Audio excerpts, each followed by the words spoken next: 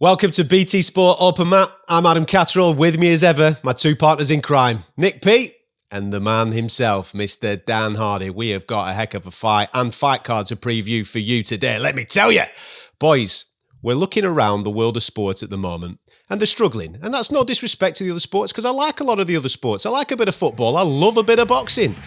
But the UFC has not missed a beat in returning from this lockdown period, and they've delivered again. Dan, this fight between Poirier and Hooker is going to be unbelievable. Guaranteed, yeah? I can't see any way it's not. I mean, both of these guys like a scrap. They're both willing to take punches to land punches. You know, got very diverse games, but at the same time, they throw everything in the kitchen sink at each other. I think this is going to be fireworks. And I mean, the lightweight division, you not only need wins in this division, you also need performances. So, you know, they've got to start thinking about bonuses and you know, how this is going to be shared on social media the day after to try and get them closer to a title shot. Nick, you've got the same opinion as me, haven't you, mate? You know what I mean? Football's not doing it for you right now. Even though you're on the cusp of winning yourself your first league title in 30 years, sunshine, it's all about the UFC. Absolutely. I wish they'd cancelled football. It's too boring. There's no excitement there. You know, it looks like the whole thing looks like pre-season. But listen, UFC, you're right. They haven't missed a beat. It's been banger after banger. It's been world title fight after world title fight.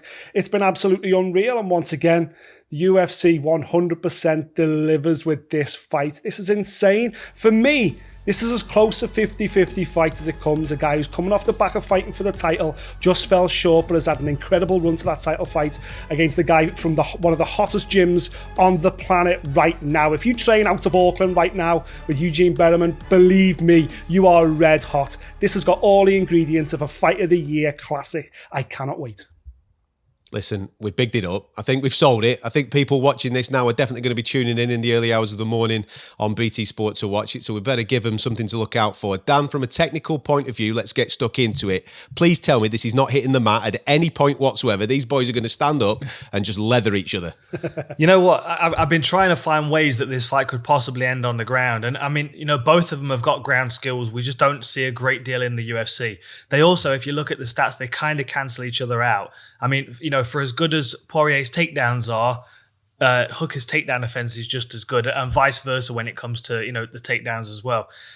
I expect this to be quite a fast-paced striking fight. I think that both of them, particularly Poirier's a headhunter. He's going to be trying to crack Dan Hooker early on. He's going to try and back him up early on, and he's going to try and get himself, you know, back to a title shot quickly. Because, I mean, this division's so deep. There are so many people clamoring for title shots, and there are people in this division that can immediately step in and jump the line.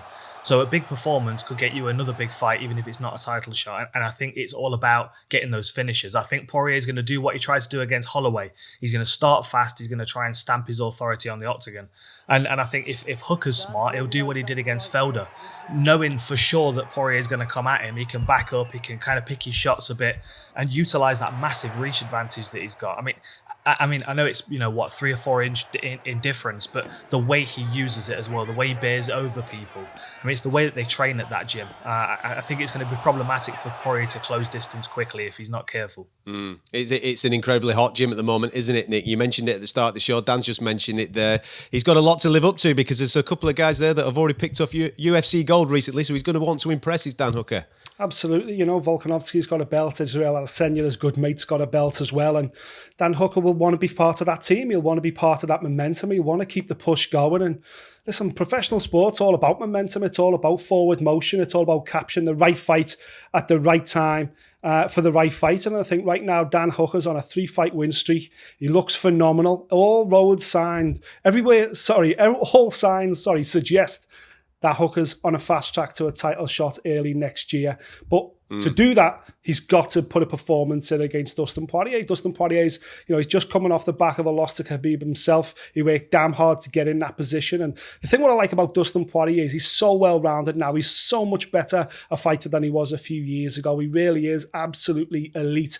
But the last time he had a big significant loss was against Conor McGregor, and it changed his life. He bounced back from it so strongly. He completely changed his outlook. And right now I'm just hoping, are we going to get Dustin Poirier 3.0? on the back of the Habib defeat, or are we going to get Dan Hooker getting Dustin Poirier the diamond at exactly the right time to capture that momentum, to build on Poirier's latest challenge and to move forward himself as challenger? That's why, for me, this is a 50-50 fight. I genuinely, honestly, you know me, I don't like sitting on a fence. I just can't call this one.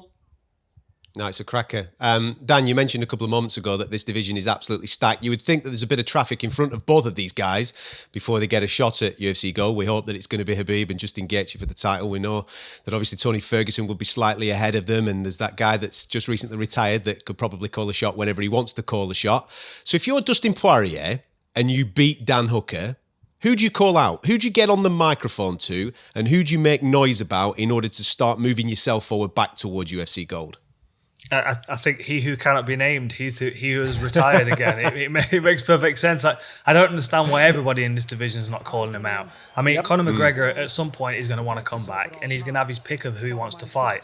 He's already got a win over Poirier. It makes sense that Poirier is the next person for McGregor to fight, to validate himself as a lightweight contender. And if I'm Poirier, I'm looking at that as an advantage, especially, given the fact that he's got an opportunity here to stop one of the young up and coming fighters that could potentially send him a lot further down the rankings. And although obviously the number next to your name doesn't necessarily change too much in the lightweight division, like your perspective in the fans' eyes and the matchmakers' eyes is that you're so much further away because there are so many more people that they can throw into the mix immediately. I mean, Dan Hooker's right up there, but there are Charles Oliveira is on the rise. I keep mentioning his name because he's another one of those guys that before long, everyone's forgotten about Poirier, and Charles Oliveira is the next contender. So he's got to continue making himself relevant, and obviously drama with Conor McGregor is one of the ways to do it. Mm-hmm. Nick, what does Dan Hooker do then in that same situation if he wins? Does he go after McGregor or does he target Tony Ferguson? To be honest with you, I disagree with you slightly. I think whoever wins this, if one of these guys can put in a big performance and get a finish here, forget about Tony Ferguson. This guy, the winner of this fight for me, if it's a significant performance, jumps right in there below Justin Gaethje, just below Habib. And yes, absolutely, he's the meal ticket. If you want to cash in, you want to make a fortune, more money than you're probably going to make fighting for the title anyway, you call out Conor McGregor, and I think one of these guys will absolutely do that. Whoever's arm is raised inside the octagon at the Apex on Saturday night, I will be surprised if Conor McGregor is not the first name on those lips. Tony Ferguson's the king of the Who Needs Him club right now, and I think a big performance here, Tony Ferguson will become a distant memory in the eyes of a lot of fans. People kind of forgetting how significant and how big that performance was by Justin Gaethje. The winner of this, if they can put in a big performance, if Hooker can come through and finish Dustin Poirier, forget about those other guys. Talk about the title, talk about Conor. Dan, this is the fourth week now that we've been at the Apex, and it's been the smaller octagon. I just want to get your thoughts on that and how you think it might affect the main event and how it plays out. I don't think it affects it too much, to be honest. I mean, both of these guys don't mind standing toe to toe and trading punches. I think both of them have got the footwork as well to make the most of the octagon. I mean, I was watching both of them earlier today, and the way that they step through from southpaw to orthodox, like it's not even a thing. It allows you to cut the space down regardless of how big the fence panels are. So this is much more about fight intelligence and about how you command the space.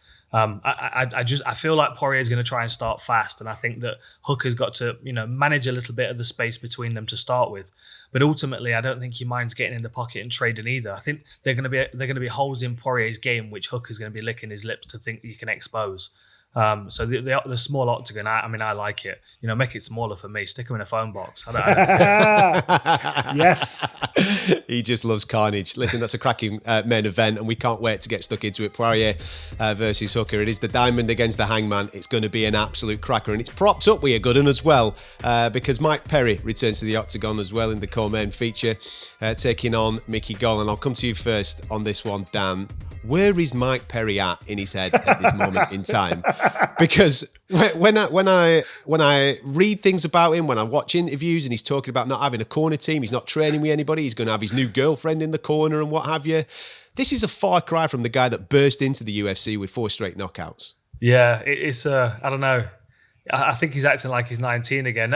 To me, it looks like he's been watching Grease, the movie Grease, all summer, and he's trying to relive those dreams. I don't know exactly what he's doing. I think he's in danger of being reckless and throwing himself into a submission this weekend. Obviously, I don't think too much to his new pad holder either, and certainly her shoulders are going to be sore after the way that she's holding the pads up for Mickey Gall. It just doesn't make any sense what he's doing at the moment. But then again, it's Mike Perry. He's got God's gift tattooed across his stomach, so we can't we can't ever predict what this guy's going to do. I think Perry's a reckless individual. He's a Tasmanian devil, and Mickey Gall's vastly incomplete as a mixed martial artist from what we've seen because of his lack of experience. Like, there are certainly things that Mike Perry can do to expose him and catch him with good shots in this fight and overwhelm him. But at the same time, Mickey Gall, I think, he's young, he's improving fast, and he knows he can kind of play Mike Perry and get the worst out of him. Nick, what an opportunity for Mickey Gall here. I mean, he's had some okay names on there, hasn't he? And he's like you say, he's getting them all. Yeah, what a great opportunity for him this weekend. Listen, he gets all the opportunities, doesn't he? He was the guy that said sayonara to CM Punk. He was the guy that exposed Sage Northcutt. He got a wonderful opportunity against Diego Sanchez, but, crazy old Diego turned up on the day and he found out that even the veterans sometimes can have a bit of an Indian summer. But once again, he's handed a massive opportunity here against Mike Perry, who is a big name, who's been around the sport for a long time, really does turn the needle, and he's a bit of a fan's favourite. And Mickey Gall gets a fantastic opportunity against the guy that, let's face it, where is his head at right now? He's all over the place, as Dan just pointed out. New girlfriend, she's going to be in the corner. He's turning up on Instagram with all kinds of cuts and bruises on his knuckles and on his face. The guy's a complete enigma, and it's just a shame, really, that Darren Till's getting ready for Fight Island, because I'd quite like to see Darren Till corner him for this fight. That had been quite entertaining, the way their little tete-a-tete is going on social media. But you're right, man. Mickey Gall gets the right fights at the right time, and this is all set up for him to claim another huge scalp. There's a couple of other great fights on this main card. A couple of fledgling fighters as well coming through that could hopefully maybe make themselves a big name. I'm referring to Brendan Allen and Cal Daukus. They're going at each other. And I was looking at a stat the other day, Dan, that they've had 23 fights between them in their mixed martial arts career, and only 2 of them have gone the distance. As you look at this, as you look at it from a technical standpoint, can you see either of them seeing the final whistle or not? I expect this one to be to be obviously a fight where both of these guys are trying to make the most of being on the main card. I think they'll both be very surprised at the position on the card and try and make the most of it. I mean, we know a bit about Brendan Allen, what he can do in there. We know that he's that he can get people out of there pretty quickly if needs be. But at the same time, the neck attacks that we've seen on Daukus's record, and that the only decision on his record is from the Contender Series. And I'm sure he was very disappointed with himself in that showing. He's gone away, he's picked up a couple of Darce chokes, and he's back. And I think he's expecting to get a big win this weekend and prove to Dana that he should have been signed the first time around. That is what, I mean, Nick, when we talk boxing, that's one thing that we've been crying out for. Young guys getting an opportunity and grabbing the bull by the horns. And there's a great opportunity for both of these two guys to do that this weekend. Yeah, absolutely. Of course there is. And that's what it's all about.